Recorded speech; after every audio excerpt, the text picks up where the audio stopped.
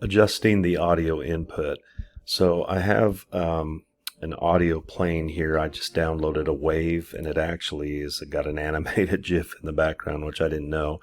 But typically, your audio input from your mixer will not have a photo or a video GIF thing like that. But this is it here, and we can use this. We can adjust this accordingly. So what we're wanting to do is when you start recording, when you do your live stream and you have your camera set up, you definitely want to see this active right here with the audio, and that's assuming all of your microphones, or at least one of your microphones, is on. So what you want to come down here, you want to go to your audio input and make sure that that is selected, the green, and you can see that it comes up there. All right, so that lets you know that you do have audio for your live stream. If you come back to your cameras and whatnot, you can hear it in the background. I have it turned up just a little bit so you can hear it in this video. Now, one of the things you want to do is watch your video, especially when they get to singing or preaching real hard. You don't want this to go up into the red. So you might have to adjust this accordingly, but this is a real good, right here is a real good deal. I'm going to go ahead and stream this so we can kind of get a feel for what it sounds like.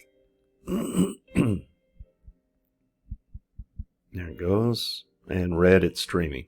So we can adjust this audio on the fly. So let's scroll down to our audio input, and we're going to click on the configure recording. Okay, and over here, oh, excuse me, that's not it. There it is. The little cog wheel is what you want. So that was the record thing. You don't want that. So the little cog wheel beside audio, click on that and then click audio settings. And you'll notice that the gain is already set to 0. So what you want to do is come down to your channel mixers and move these down. And you can move them down accordingly. And then here on general, you can actually use your gain now. So if it's not loud enough, you can actually move it on up. Now watch what happens when I see how it goes into the red up there. That's way too high. So you want to bring it back down. So just before the red is where you want it at. That's a good rule of thumb. Now again, if they get preaching real hard, you probably want to jump in here real quick and adjust the gain, but don't, again, you're going to have to do the channel mixers first. You have to bring them down first, and then you can play around with your gain accordingly.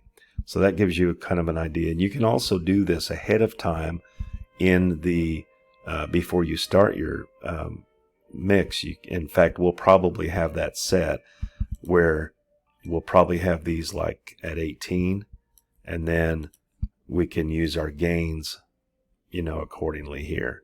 See, that's too high there, but we can set it right about there, and that looks like it's good. And then you can close that out and exit out there, and then go back from camera to camera. So that's how that you adjust your audio input.